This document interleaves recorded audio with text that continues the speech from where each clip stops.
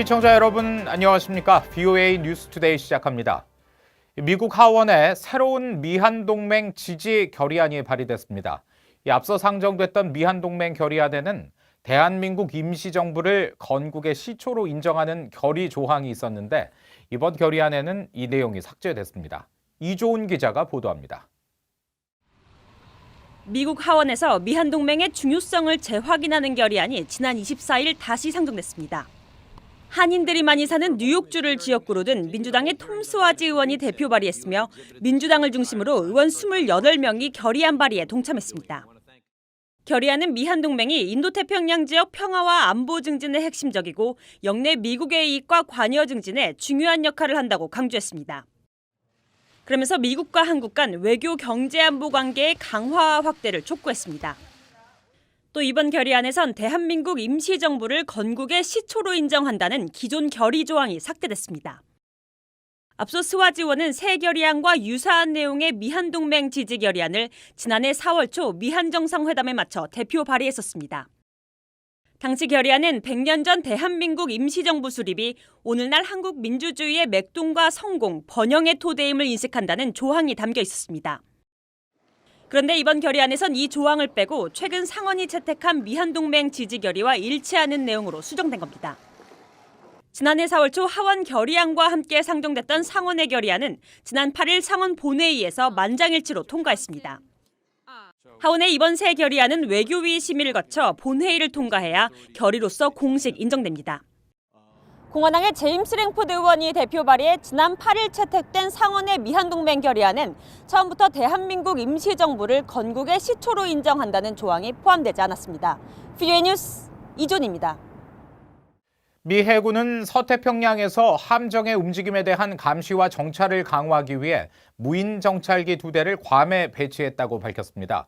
미 해군은 26일 북한과 중국 해군 함정 등 적의 움직임을 정밀 감시할 수 있는 트리톤 2대를 괌 미군 기지에 배치했다고 밝혔습니다. 트리톤은 미국 공군이 보유한 글로벌 호크의 개량형 무기로 지난 2016년 괌에 처음 배치돼 작전을 시작했지만 훈련 중 문제가 발생해 중단됐습니다. 트리톤은 새로운 감지 기능이 추가돼 더 넓은 범위에서 해상 감시 작전을 수행할 수 있는 것으로 전해졌습니다. 러시아가 관광 비자나 교육 비자를 발급해 북한 노동자들을 머무르게 하면서 유엔 안보리 결의를 회피했다고 미 의회 조사국이 밝혔습니다. 한국은 중국, 러시아만큼은 아니더라도 대북 제재 완화를 촉구하고 있다고 지적했습니다. 김칸희 기자의 보도입니다. 미국 의회 조사국은 최근 공개한 보고서를 통해 대북 제재가 제대로 이행되고 있지 않은 사례를 지적했습니다. 특히 지난해 12월 22일까지 각국에서 외화벌이를 하는 북한 노동자들을 모두 송환시켜야 한다는 유엔 안보리 결의에 대한 위반 사례로 러시아를 지목했습니다. 러시아는 송환 대상인 북한 노동자들에게 관광비자나 교육비자를 발급해 대북 제재를 회피했다고 지적했습니다.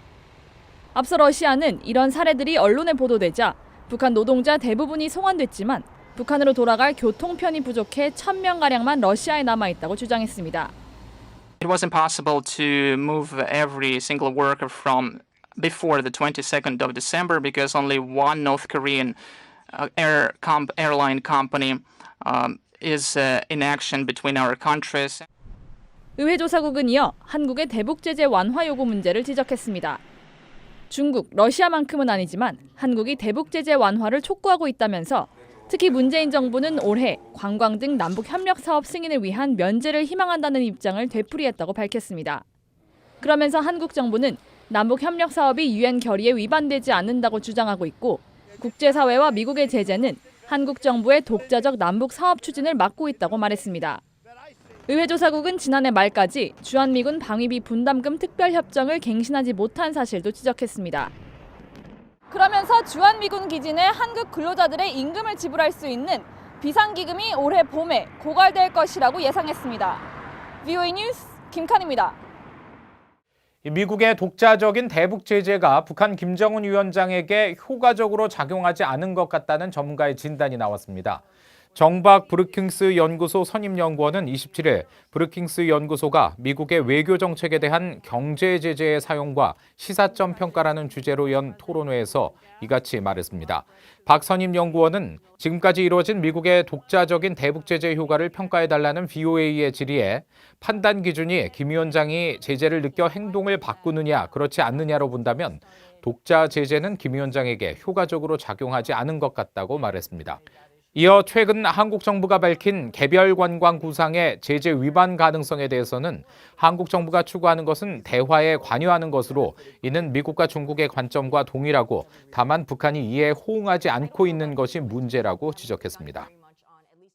이 미국과 북한의 대화가 재개되지 않으면 북한은 머지않아 군사적 도발을 할 가능성이 있다는 전망이 영국에서 나왔습니다. 한국 정부가 적극 추진 중인 남북 협력도 미북 대화가 본격적으로 재개되지 않으면 힘들 것으로 예상됐습니다. 김영권 기자가 전해드립니다. 영국 하원 도서관이 최근에 갱신한 2020 북한 보고서를 통해 지난 2018년부터 있었던 미국과 한국, 북한 사이의 대탕트, 즉 긴장 완화가 올해 심각한 위협을 받고 있다고 지적했습니다. 또 미국과 북한이 처한 입장을 설명하면서 북한의 도발 가능성을 경고했습니다. 트럼프 행정부가 국내 정치적 과제들을 해결하느라 바쁘고 긴장이 고조된 이란에 관여하는 상황에서 북한 당국은 관심을 받지 못한다고 느낄 수 있다는 겁니다. 따라서 북한은 지난해 경고했던 크리스마스 선물을 구체화하진 않았지만 미북 대화가 살아나지 않는다면 머지않아 북한의 도발적인 군사작전 가능성이 여전히 있어 보인다고 지적했습니다. 한국의 문재인 대통령이 올 들어 강하게 추진하는 남북 협력에 대해선 미북 대화가 본격적으로 재개돼야 살아날 수 있을 것으로 내다봤습니다. 또 무역 분쟁과 남중국해 문제로 맞서는 미중 관계가 올해 한반도 문제에도 큰 영향을 미칠 것으로 전망했습니다. 미북 대화가 재개되려면 미국과 중국이 북한 문제에 관해 소통의 끈을 유지하고 행동을 조율할 방안을 찾아야 한다는 겁니다.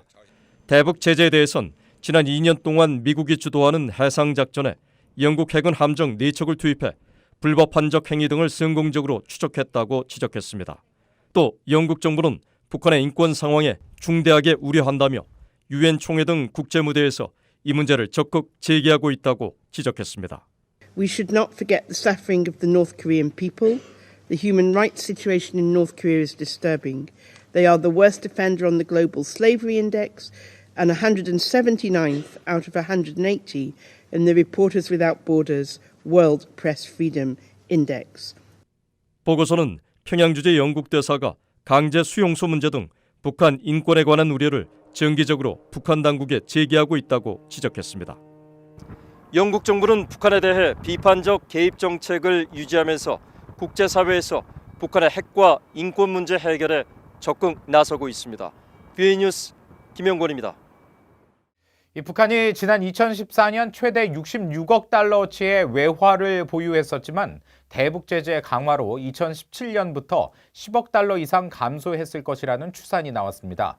한국은행 경제연구원은 28일 발표한 보고서에서 지난 2014년 북한의 외환 보유액은 당장 현찰로 바꿀 수 있는 외화의 경우 30억 1천만 달러, 외화 예금 등까지 포함한 경우 66억 3천만 달러로 추정된다고 밝혔습니다.